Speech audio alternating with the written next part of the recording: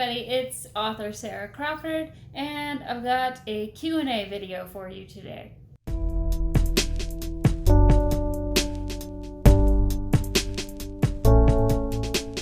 Okay, so most of you probably know that I released my third book in the Muse Chronicles series, You End the Night, last week on April 30th. And I thought I would do a Q&A video to promote, celebrate, whatever. So these questions are questions about my writing process, questions about the book, and questions about my YouTube channel, stuff like that. So the first few questions are about my writing process. So Sean from Facebook asks, do you take notes or write an outline? Where, when, and how do you come up with new characters? I do take notes, and I do usually write some form of outline. Whether or not I stick to it is another story. I kind of usually go through and outline as I'm drafting because things tend to change. I can try to be the kind of person who plans out my book and plan out everything very, well, and then start writing and just completely do something else than what I planned. How do you come up with new characters? Some of my characters are based on people I know, people I've known. Sometimes they're like a combination of people that I know. Sometimes they could be inspired by someone I've seen in, real life, like a stranger, or even another character from a book or a TV show or movie, stuff like that. Pretty much anything can be inspiration for a new character. Okay, Memeaholic from Holonis asks, when did you start writing? I started writing basically as soon as I learned how. I remember I used to write little plays when I was like 7 or 8 years old and make the neighbors perform them on the driveway. So they were like Disney fan fiction. Like I think I had like the Lion King characters, hanging out with the Peter Pan characters, and I don't even know. Okay, KV Melissa from Holonis asks, what is your favorite topic to write about? So I tend to have some themes that come up in my writing. I tend to write a lot about addiction and vices and music. Music is almost a theme in pretty much everything I've written for the most part. As far as genre goes, I really like to write fantasy, stuff that's pretty much based in reality, but not entirely. Okay, I've got a question about my YouTube channel, and this is from Steve, the Lawn Gnome. He asks, what are some of the changes you have seen in the community since you started making videos, and do you think they helped or hurt your channel and content? Okay, so things have kind of changed a lot since I started making videos. I think I've had my YouTube channel since like 2008, but at first I just used it for to put music up on. I didn't start making these kind of videos until 2014, 2015-ish. And I used to watch a lot of YouTube videos. I used to watch a lot of BookTube videos.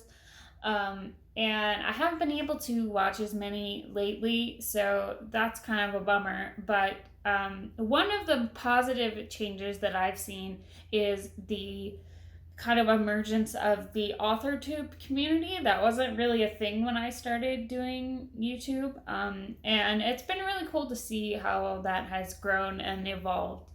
And I think that has kind of made me focus my channel a little more on one area. I do still talk about books and music from time to time, but for the most part, my channel is an Authortube channel. Okay, and the remaining questions are about the book. So Sparkle from Facebook asks, what made you drop the love triangle? What made you pick Greek mythology? Okay, so for those of you who do not know, I had a love triangle originally in We Own the Sky, and I think I kind of just felt like the love triangle thing was very popular in young adult fiction, so I should just kind of like throw one in there. Then, as I was revising, I thought that the love triangle didn't really serve this story, and this story was more about the romance between Sylvia and Vincent, and he was kind of, representing art as a whole, and I kind of wanted to go with this idea of, falling in love with art. So that's kind of the representation there. And then with Travis, I really liked how having the male-female platonic relationship that you don't really see that often in books, but I think that you should. And what made me pick Greek mythology? Well, I always was fascinated by this idea of the muse.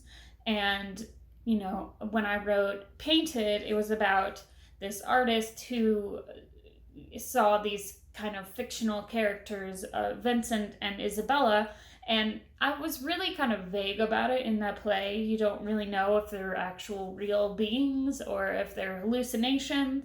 But I thought about it and I was like, what if they were real beings? What if I took this idea of the muse from Greek mythology and meshed it together with these characters that I really loved? And so that kind of just fell together then. I will say the third book has a lot more of the kind of classic Greek mythology characters in it, not just the muses. So we get to see Ares, we get to see Zeus, and it's kind of a lot of fun. Okay, Tommy from Facebook asks, you were able to pluck various characters from ancient Greek mythology and effortlessly insert them into a plot set in modern day. What challenges did you face placing such classic and classical characters into the 21st century? So there's a big theme in these books of the kind of modern versus the traditional and the classical. And there's this idea from all of the classical muses that art should be for the elite. And then there's this kind of modern idea that's very pro, the internet and pro artist, and everyone is an artist and everyone should be an artist. And it's just great, that doesn't really answer your question, but I really liked placing the classical characters into the modern because it kind of just really re-emphasized my argument and debate between the modern and the traditional. Okay, and Sheila from email asks, were there any characters that surprised you? I had so much fun writing Ryan, who is kind of the asshole bass player. He just started as a very minor character, and then it kind of just became very liberating to write a character who just says whatever he thinks at any point. And there's something lovable about Ryan, even though he's an asshole, but like deep down, he's got a real heart. So I guess it surprised me how much I enjoyed writing that character. Okay, those are all my questions. That was a lot of fun. If you have an additional question, please leave it to me in the comments below. I would love to chat it up with you guys. Definitely go check out my books, The Muse Chronicles, on Amazon. They are also available on my website. Thank you so much for watching this video, and don't forget to subscribe to my channel if you'd like to see more videos about writing. Thank you so much for watching this video, and I will see you in the next one.